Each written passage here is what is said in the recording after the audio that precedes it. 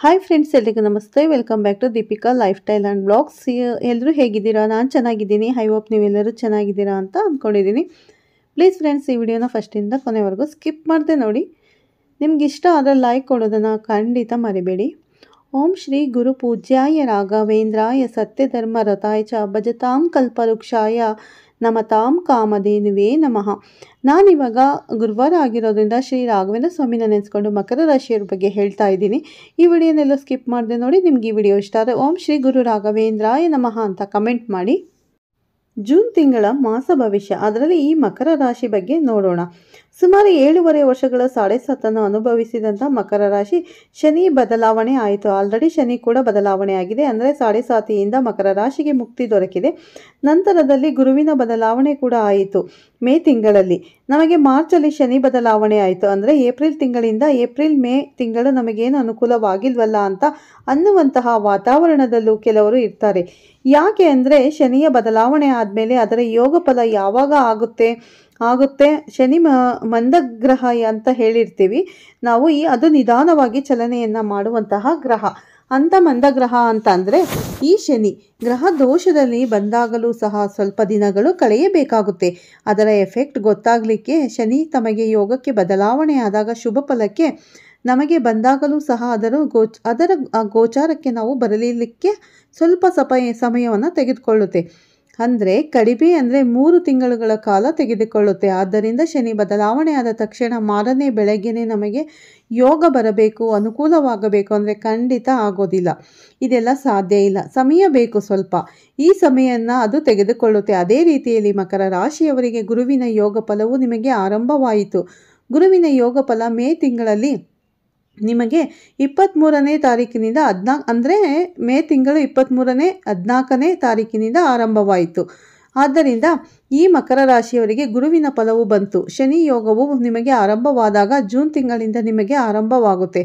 ವಾತಾವರಣ ಬದಲಾವಣೆ ಆಗುತ್ತೆ. ಕೈ ಹಾಕಿದ ಕೆಲಸಗಳಲ್ಲಿ ಪ್ರಗತಿಯನ್ನು ಕಾಣುತ್ತೀರಿ. ಮನಸ್ಸಿನಲ್ಲಿ ಆತುರ ಮತ್ತು ಆತಂಕ ಇವೆಲ್ಲವೂ ಕಡಿಮೆ ಆಗುತ್ತೆ. ಜೊತೆಯಲ್ಲಿ ಏನೇನು ಮಾಡಬೇಕು ಅಂತ ದೀರ್ಘವಾದಂಥ ಆಲೋಚನೆ ಮಾಡುವಂಥ ಶಕ್ತಿ ನಿಮ್ಮಲ್ಲಿ ಬೆಳೆಯುತ್ತೆ. ಯಾರನ್ನ ನಂಬಬೇಕು, ಯಾರನ್ನ ನಂಬಬಾರದು, ಯಾರಿಂದ ಕಷ್ಟವಾಯಿತು, ಯಾರಿಂದ ನಷ್ಟವಾಯಿತು, ಇದೆಲ್ಲವೂ ಸಹ ನಿಮಗೆ ಒಂದು ರೀತಿಯಾದಂತಹ ಅನುಭವಗಳು ಬಂದಿರುವಂತಹ ವಾತಾವರಣದಲ್ಲಿ ಇರುವಂಥ ನಿಮಗೆ ಯಾರನ್ನ ನಂಬಿ ವ್ಯವಹಾರವನ್ನು ಮಾಡಬೇಕು ಅನ್ನುವಂತಹ ಆಲೋಚನೆ ತುಂಬ ಚೆನ್ನಾಗಿ ಬರುತ್ತೆ. ಕೈ ಹಾಕಿದ ಕೆಲಸಗಳಲ್ಲಿ ದಿನದಿಂದ ದಿನಕ್ಕೆ ನಿಮಗೆ ಪ್ರಗತಿಯನ್ನು ಕಾಣುವಂಥ ವಾತಾವರಣ ಸೃಷ್ಟಿಯಾಗುತ್ತೆ. ಎಷ್ಟೋ ದಿನಗಳಿಂದ ಅವಮಾನವನ್ನು ಮಾಡಿ ನಿಮಗೆ ಶತ್ರು ಬಾಧೆಗಳಿಂದ ಕೂಡಿದಂತಹ ವಾತಾವರಣ ಬದಲಾವಣೆಯಾಗಿ ಶತ್ರುವು ಮಿತ್ರನಾಗುವಂಥ ವಾತಾವರಣ ಸೃಷ್ಟಿಯಾಗುತ್ತೆ. ಇನ್ನೊಬ್ಬರು ಚಾಡಿ ಮಾತುಗಳನ್ನು ಕೇಳಿ ನಮಗೆ ದೊಡ್ಡ ಮಟ್ಟದ ನಷ್ಟವನ್ನು ಮಾಡಿದಂತಹ ವ್ಯಕ್ತಿಗಳು ಸಹ ನಮಗೆ ಒಂದು ರೀತಿಯ ಬದಲಾವಣೆಯ ವಾತಾವರಣ ಸೃಷ್ಟಿಯನ್ನು ಮಾಡಿಕೊಡುತ್ತಾರೆ.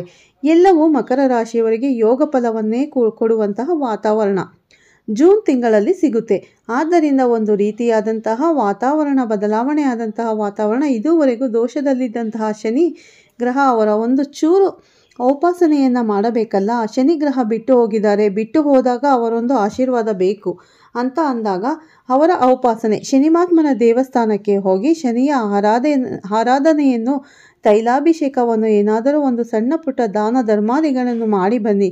ಇನ್ನೂ ಅನುಕೂಲವಾಗುತ್ತೆ. ಯಾಕಂದರೆ ನಿಮ್ಮ ರಾಶಾಧಿಪತಿನೇ ಶನಿ ಗ್ರಹ. ಆದ್ದರಿಂದ ಶನಿಯ ಉಪಾಸನೆ ಸದಾಕಾಲ ನೀವು ಮಾಡುತ್ತಲೇ ಇರಬೇಕು. ಈ ರಾಶಿ ಅಧಿಪತಿಯಾದವನೇ ಅವನ ಶನಿ ಇರೋದ್ರಿಂದ ಶನಿಯ ಧ್ಯಾನ, ಶನಿಯ ಉಪಾಸನೆ, ಅವರ ಪಠಣವನ್ನು ಮಾಡುವಂಥದ್ದು, ಅವನ ನಾಮಾವಳಿಯನ್ನು ಧ್ಯಾನಿಸುವಂಥದ್ದು, ಅಂದರೆ ಶನಿಯ ನಾಮವನ್ನು ಧ್ಯಾನಿಸುವಂಥದ್ದು, ಉಪಾಸನೆ ಮಾಡುವಂಥದ್ದು ನೀವು ಸದಾ ಕಾಲ ಯಾವಾಗಲೂ ಸಹ ಮಾಡುತ್ತಲೇ ಇರಬೇಕಾಗುತ್ತದೆ. ಆದ್ದರಿಂದ ಜೊತೆಯಲ್ಲಿ ನಿಮಗೆ ಗುರುವಿನ ಯೋಗ ಫಲ ಗುರುವಿನ ಬಂತು ಅಂದರೆ ಗುರುವಿನ ಬಲ ಜೊತೆಯಲ್ಲಿ ಬುಧ ಗ್ರಹ ಯೋಗ ಫಲ, ಅದರ ಜೊತೆಯಲ್ಲಿ ನಿಮಗೆ ರವಿಯ ಯೋಗ ಫಲ ಎಲ್ಲವೂ ಕೂಡುವುದರಿಂದ ನಿಮಗೆ ರವಿಕೀರ್ತಿ ಅಭಿವೃದ್ಧಿಯನ್ನು ಮಾಡ್ತಾರೆ. ಬುಧ ಗ್ರಹ ಬಿಸ್ನೆಸ್ ಲಾಭ ತಂದು ಕೊಡ್ತಾರೆ. ಗುರುವು ಹೊಸ ಕೆಲಸಗಳನ್ನು ಆರಂಭ ಮಾಡಿಕೊಡುತ್ತಾರೆ.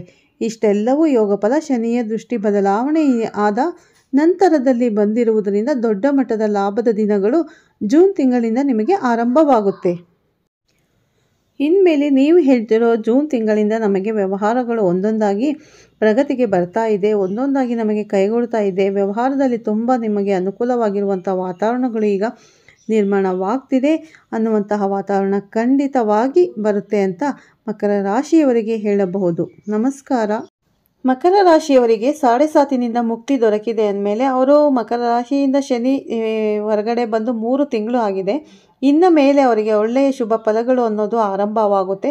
ಯಾಕಂದರೆ 7.5 ಬಂದ ತಕ್ಷಣ ಬೆಳಗ್ಗೆನೇ ಒಳ್ಳೆಯದಾಗಬೇಕು ಅಂದರೆ ಆಗಲ್ಲ, ಸ್ವಲ್ಪ ತಿಂಗಳು ಟೈಮ್ ಬೇಕು. ಯಾಕಂದರೆ ಶನಿ ರಾಶ್ಯಾಧಿಪತಿ ಆಗಿರೋದ್ರಿಂದ ಮಕರ ರಾಶಿಯವರಿಗೆ ಯಾವುದೇ ಕಾರಣಕ್ಕೂ ಶನಿ ನಿಮ್ಮ ರಾಶಿಯಲ್ಲೇ ಇರ್ತಾರೆ. ಹಾಗಾಗಿ ನೀವು ಶನಿ ಆರಾಧನೆಯನ್ನು ಜೀವನ ಪರ್ಯಂತ ಮಾಡಬೇಕಾಗುತ್ತೆ. ಯಾಕಂದರೆ ರಾಶ್ಯಾಧಿಪತಿನೇ ಬಂದು ಮಕರ ರಾಶಿಗೆ ಶನಿ ಆಗಿರೋದ್ರಿಂದ ಶನಿವಾರ ನೀವು ಎಳ್ಳೆಣ್ಣೆ ಅಭಿಷೇಕ, ಶನಿ ಮಹಾತ್ಮ ಸ್ವಾಮಿಗೆ ಎಳ್ಳುಬತ್ತಿ ಹಚ್ಚೋದು ಮತ್ತು ಆಂಜನೇಯ ಸ್ವಾಮಿ ದೇವಸ್ಥಾನಕ್ಕೆ ಹೋಗೋದು, ಇದೆಲ್ಲ ಮಾಡ್ಕೊಂಡ್ಬಂದರೆ ಖಂಡಿತ ನಿಮ್ಮ ರಾಶಿಗೆ ಒಳ್ಳೆಯ ಫಲಗಳು ದೊರಕುತ್ತೆ ಅಂತ ಹೇಳ್ಬೋದು.